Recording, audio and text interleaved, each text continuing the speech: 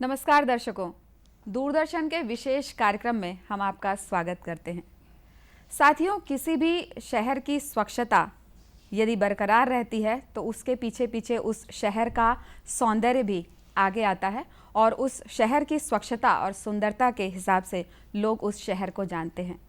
और यदि उस शहर को स्वच्छ रखना है, उसको किस तरीके से सुंदर बनाना है, किस तरीके से सुविधाजनक बनाना है, ये काम करता है नगर पालिक निगम। आज हम बात करेंगे रायपुर की स्वच्छता और सुंदरता के बारे में, और इसके लिए हमने अपने स्टूडियो में आमंत्रित किया है रायपुर नगर पालिक निगम के अध्यक्ष श्री प्रमोद दुबे जी को। सर, आपका बहुत बहुत स्वागत है इस स्टूडियो में। हम आपसे जानना चाहेंगे, बिना किसी औपचारिकता के, आप पूर्व में महापौर भी रह चुके हैं, वर्तमान में आप अध्यक्ष हैं नगर पालिक निगम रायपुर के। तो रायपुर शहर का जो वर्तमान स्वरूप है, इसके पीछे बहुत लंबा संघर्ष, बहुत लंबी मेहनत और एक दिल से जुड़ाव की जो बात है वो हमने देखी है आपके कार्यकाल के दौरान, और अभी भी हम देख रहे हैं।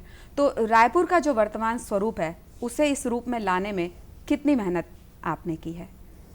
सबसे पहले तो मैं लोकप्रिय दूरदर्शन के सभी दर्शकों को अभिवादन करता हूं और दूरदर्शन को धन्यवाद भी देता हूं कि समय समय पर इस प्रकार के समसामयिक विषयों पर जब चर्चा होती है तो लोगों की बातें सुनने को मिलती है, राय मिलते हैं, तो उससे शहर के और डेवलपमेंट में हमें माइलस्टोन, मील का पत्थर, कई सब्जेक्ट मिल जाता है।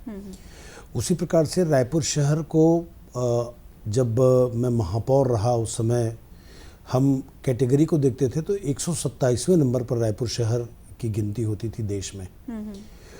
रायपुर की जनता को मैं धन्यवाद देना चाहूँगा, आप सभी को धन्यवाद देना चाहूँगा, और सब लोगों ने मिलकर एक बीड़ा उठाया और एक नाम दिया, मोर रायपुर मोर जिम्मेदारी।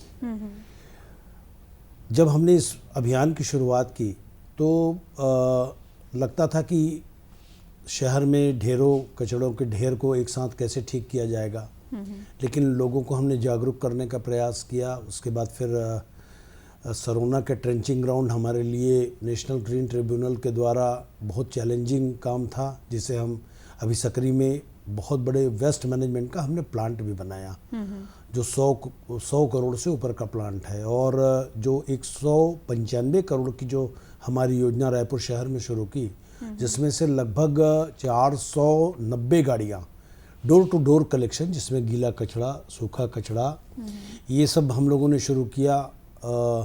खुशी की बात यह है कि जो गाना हमने इस शहर में बनवाया वो पूरे देश में गूंजा कि गाड़ी वाला आया घर से कचरा निकाल, या लहरें उठी हैं बातें चली हैं। ये हमारे सरकारी स्कूल के बच्चियों ने इस गाना को गाया और जिसकी धूम पूरे देश में आज रही। तो रायपुर शहर की स्वच्छता के लिए सब लोगों ने मिलकर, नगर निगम के अधिकारी, कर्मचारी, यहाँ की जनता का जिस प्रकार से सहयोग मिला, उसी का आज परिणाम है कि 600 टन कचड़ा प्रतिदिन रायपुर में निकलना, और कचड़ा निकलने के साथ साथ उसका निष्पादन करना सबसे बड़ा चैलेंज होता है। तो वो काम को हम लोगों ने बखूबी निभाया, और इसके साथ साथ जिस प्रकार से सौंदर्यीकरण की आपने बात की, तो रायपुर शहर का अगर इतिहास हम जाने तो ये शहर तालाबों और मंदिरों का शहर था। मंदिर तो खूब बने, लेकिन तालाबों का अस्तित्व लगभग समाप्ति की ओर अग्रसर था। 216 तालाब हुआ करते थे इस शहर में, 169 तालाब बचे हुए थे। उस 169 तालाबों में से 22-25 तालाब ऐसे थे जिसमें कचड़े के ढेर पड़े होते थे।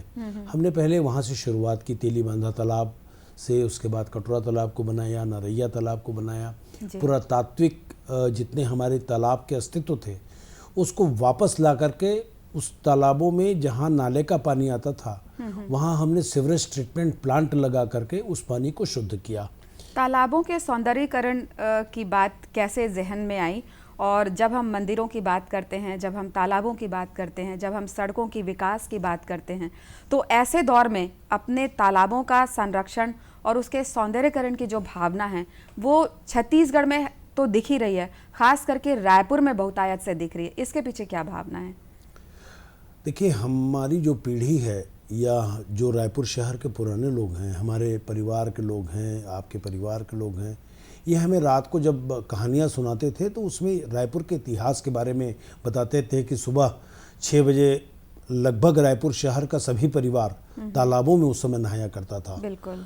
और सारे दैनंदिनी के काम, इवन पीने के पानी के लिए भी लोग तालाबों में जाया करते थे।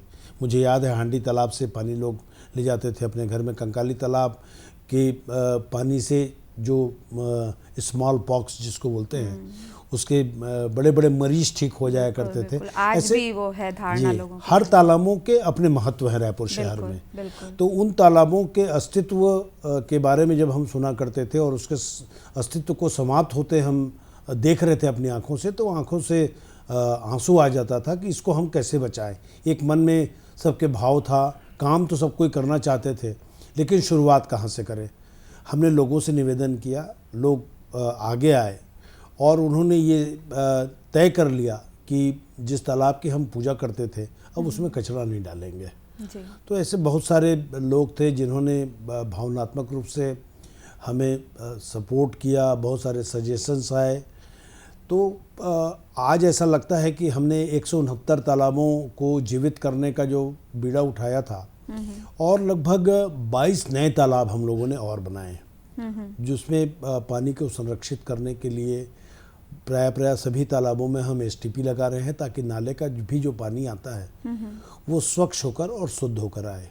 न केवल तालाबों में बल्कि रायपुर शहर में जहाँ खारून नदी है वहाँ हमने सीवरेज ट्रीटमेंट प्लांट 6 स्थानों पर, जहाँ रायपुर शहर की अगर संरचना की बात करें तो 6 बड़े नाले हैं। वो 6 बड़े नालों से होकर गंदा पानी जो है वो खारून नदी में जाता है, वो वापस हमारे पेयजल के लिए आता है। तो हमने एक योजना लाई 265 करोड़ की, जिसमें सीवरेज ट्रीटमेंट प्लांट हर नालों के पास हम लगा रहे हैं और 4 महीने के अंदर रायपुर शहर का जो पेयजल है उसकी शुद्धता पूरे देश में बहुत ऊंचे क्लास की हम पानी देने लोगों को जा रहे हैं। अभी नदी का पानी जब हमारे सीवरेज ट्रीटमेंट प्लांट से होकर के हमारे फिल्टर प्लांट में आता था तो 4 बार उसको हम शुद्धिकरण करते थे जी। अब जब नदी में ही हमारा पानी स्वच्छ होकर जब आएगा तो हमारे जो फिल्टर प्लांट है उसमें खर्च भी कम आएगा, प्लस लोगों को बहुत क्लास 1 के पानी, जिसको हम बहुत शुद्ध पानी, हिमालय का पानी जिसे कहते हैं जी। उस कैटेगरी में हम आ जाएंगे 4 महीने के अंदर जी।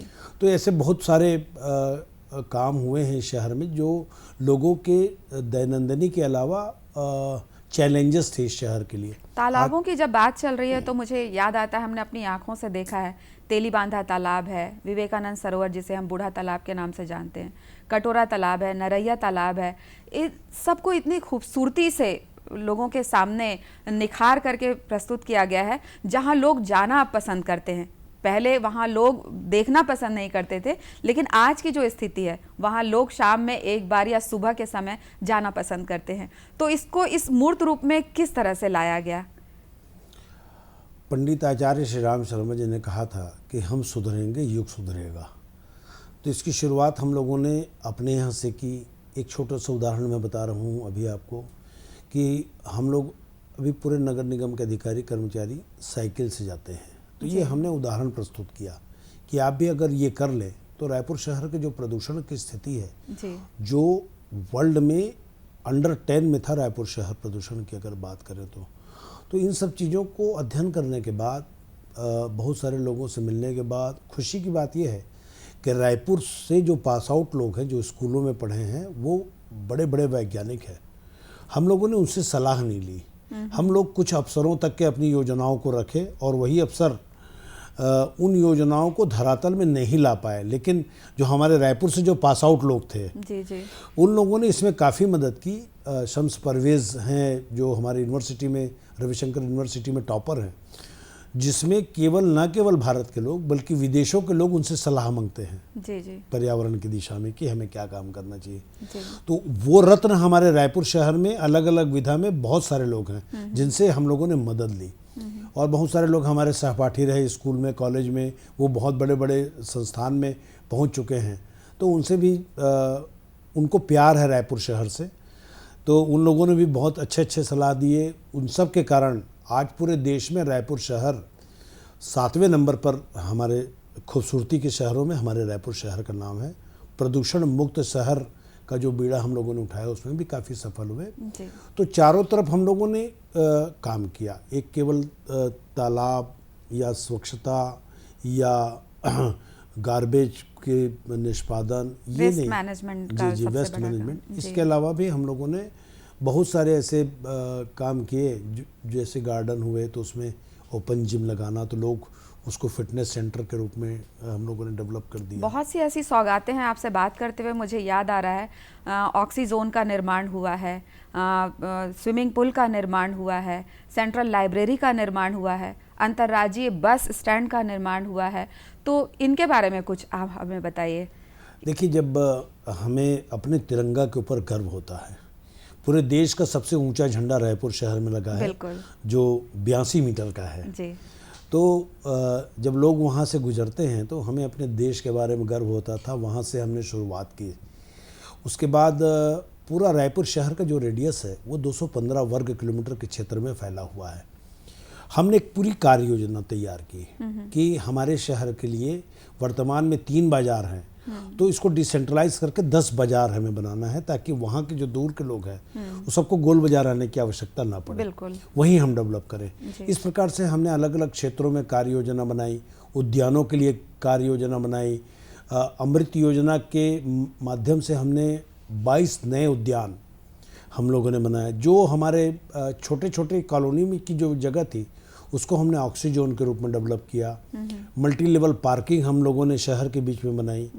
इसके अलावा आज हमें गर्व से कह सकते हैं कि बहुत सुरक्षित शहर जिस प्रकार से हम हैदराबाद को कहते हैं, तो रायपुर शहर में भी इंटेलिजेंट ट्रैफिक मैनेजमेंट सिस्टम के अंतर्गत, जिसमें 599 कैमरे इस शहर में हाई डेंसिटी के लगे हुए हैं जी।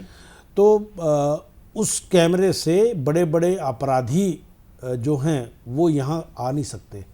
छोटे मोटे अपराध होना स्वाभाविक प्रक्रिया है, लेकिन वो भाग नहीं सकते अगर कहीं जो हमारा इंटेलिजेंट ट्रैफिक मैनेजमेंट सिस्टम में जो हमने काम किया है। शहर में 599 कैमरे अभी तक नगर निगम के माध्यम से लगाए गए हैं। इसका कमांड सेंटर जो पुराना बस स्टैंड के मल्टी लेवल पार्किंग है वहाँ से पूरा कमांड होता है। लगभग 60 पुलिस की जो ड्यूटी है वो 3 पाली में वहाँ लगी होती है। तो आपके माध्यम से मैं लोगों से ये भी बताना चाहता हूँ निवेदन पूर्वक कि आप जब यातायात के नियमों के पालन की हम बात करते हैं तो जहाँ रेड लाइट रहती है वहाँ आप रेड लाइट में क्रॉस ना करें, नहीं तो आपके पास चालान आएगा। चुपचाप ये मत समझिएगा कि आपको कोई देख नहीं रहा है। ई चालान तो मैं आपके माध्यम से लोगों से भी अपील करना चाहूँगा कि कैमरा आपको देख रहा है। हाँ, आप कैमरों की नजर बहुत सजग है, हमसे ज़्यादा सजग कैमरा है। जी। तो जब बात निकली है तो आपके माध्यम से लोगों से भी निवेदन कर लेता हूँ कि जहाँ रेड लाइट है वहाँ जरूर रुक लें, क्योंकि वो आपके लिए व्यवस्था है। तो ट्रैफिक नियमों का पालन करना बहुत जरूरी है। नियमों का पालन करें। हम अंतर्राज्यीय बस अड्डे के बारे में आप हमें बताइए कि ये जो सौगात मिलने जा रही है रायपुर वासियों को और बल्कि देश के अन्य राज्यों को हमारे राज्य के माध्यम से, तो क्या उसकी योजना किस तरह से तैयार की गई और किस तरह का फायदा लोगों को मिलेगा? जो वर्तमान में जहां बस स्टैंड है वो 7.2 एकड़ में था। रायपुर शहर अब राजधानी बन गई है। लगभग 800 से 1000 बसें प्रतिदिन आवागमन करती हैं जो शहर के अंदर आती हैं। शहर के अंदर घूमने के कारण प्रदूषण का भी स्तर शहर में बढ़ता है।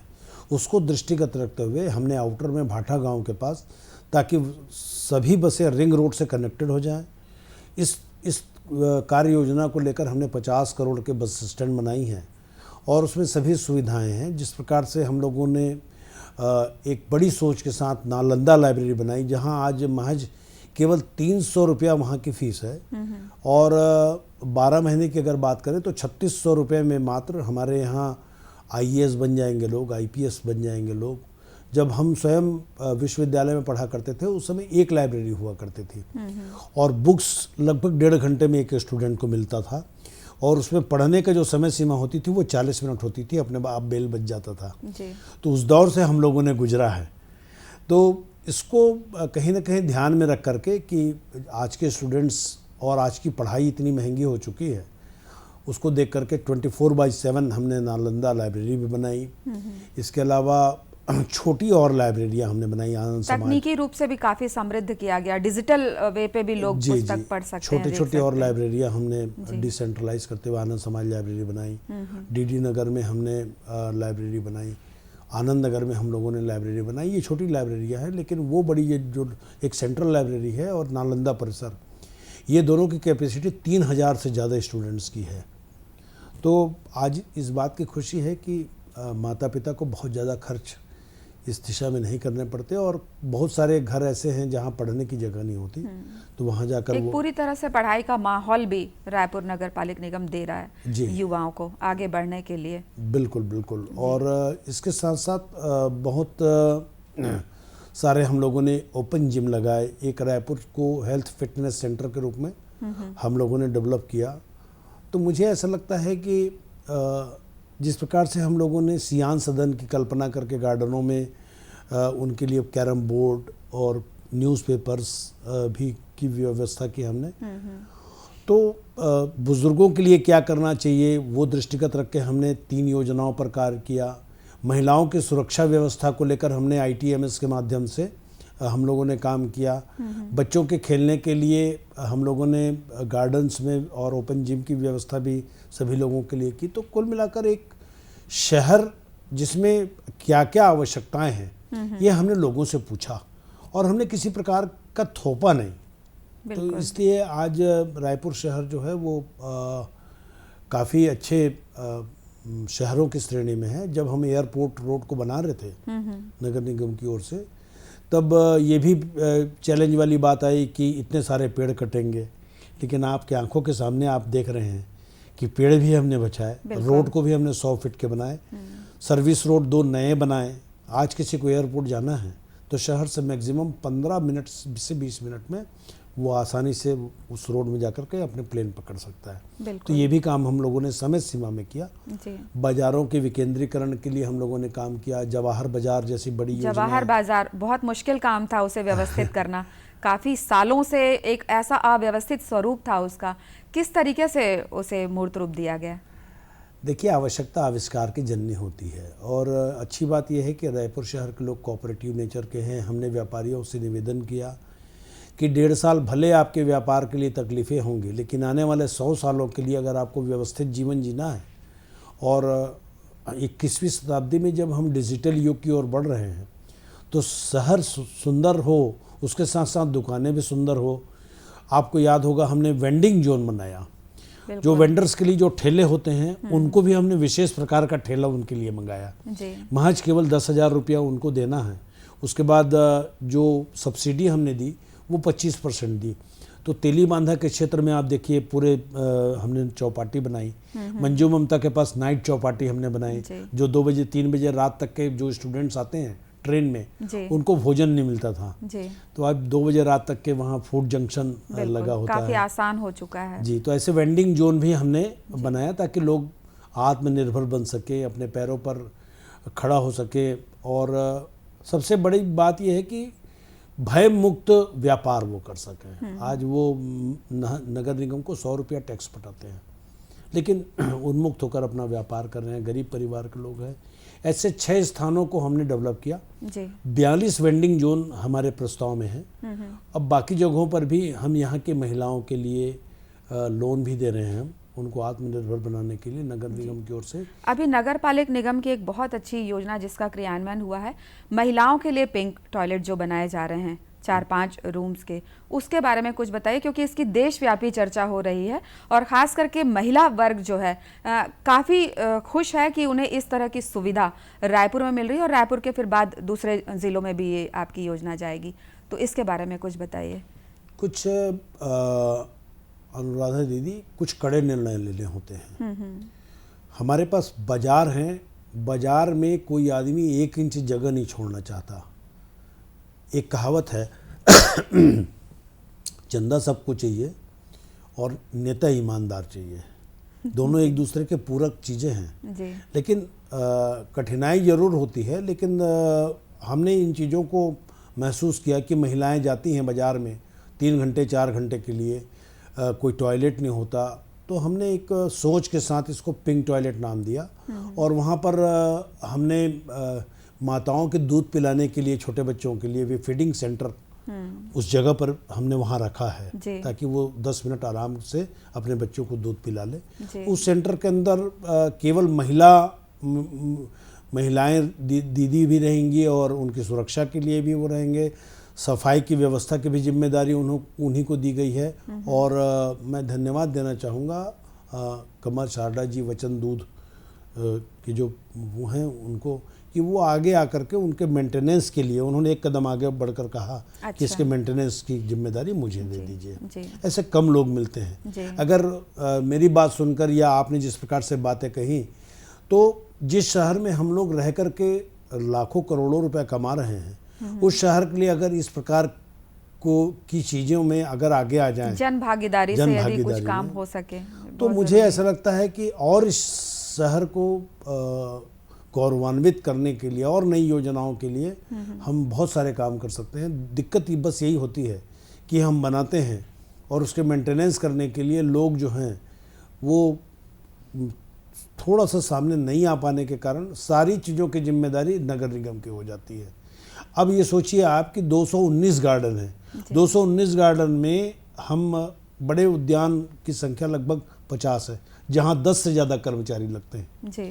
तो इतना पैसा व्यवस्थित करना, लेकिन रायपुर शहर में बहुत सारे ऐसे गार्डन भी हैं जिसको वहाँ के जो सोसाइटी के लोग हैं वो लोग मेंटेन कर रहे हैं। उनको मैं आपके माध्यम से हृदय से धन्यवाद देना चाहूँगा। नाम भी बताऊँगा आपको, वृंदा तांबे जी हैं, कटोरा तालाब के अंदर गार्डन है।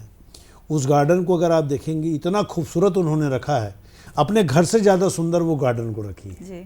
ये हाँ, ये भी बहुत धन्यवाद मैं यहाँ से उनको देना चाहूँगा।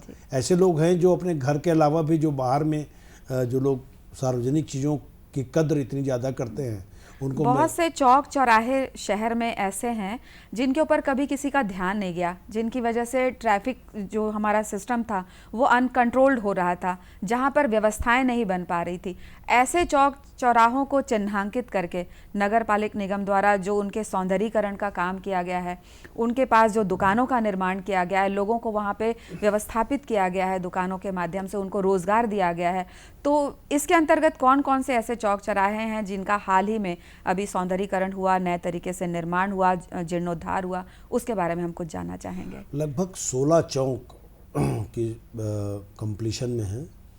आपको याद होगा कि नमस्ते चौक बहुत चर्चित है ये चौक अभी ग्लोबल चौक के नाम से गुरुजी चौक जिसे कहते हैं वो बना। उस अभी हमने आदरणीय विद्याचरण शुक्ल जी के नाम से एक चौक बनाया है नामकरण करके जी। उससे पहले हमने तेली बांधा के पास जो दीनदयाल जी की जहाँ स्टैच्यू थी जी। उसको वहाँ स्किल डेवलपमेंट के तहत हमने उस चौक को सुधारा, जहाँ शेर की एक मूर्ति भारत माता चौक के नाम से प्रसिद्ध हुआ, काफी चर्चित रहा है। तो ऐसे लगभग हमने 16 नए चौक बनाए। उसके बाद लगभग 42 और चौकों के सौंदर्यीकरण और उस चौक में, क्योंकि किसी शहर की पहचान चौक चौराहों से निश्चित रूप से होती है। हर चौक सुंदर बने जी। इसका हम लोग प्रयास कर रहे हैं और इसमें सफल भी होंगे।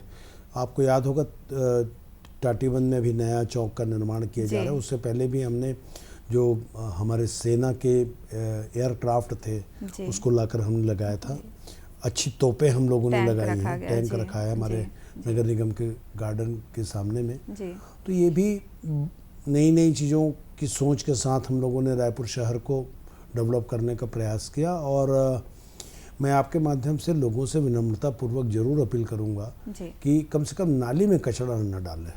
और आज ये दुख के साथ कहना पड़ता है कि हम अपने घर में एक एक दो दो बाई और काम करने वाले रखे हैं, तो कम से कम जब ये व्यवस्था जब हमने दी है जी।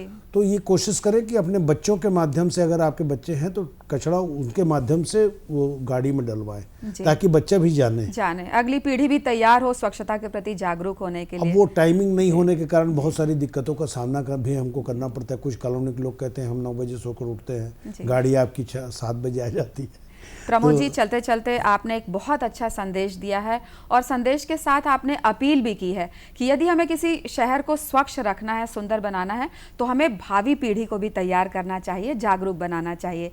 आपके इसी संदेश और अपील के साथ हम दर्शकों से विदा लेना चाहेंगे। हमारा समय हो रहा है। आप स्टूडियो में आए, इसके लिए आपको बहुत बहुत धन्यवाद जी। साथियों, ये तो हुई चर्चा रायपुर शहर की। हम अगले किसी एपिसोड में फिर से आपसे मुलाकात करेंगे और रायपुर ही नहीं बल्कि छत्तीसगढ़ से संबंधित बहुत सी बातों पर आपसे फिर से चर्चा करेंगे। तब तक के लिए आपका धन्यवाद। नमस्कार।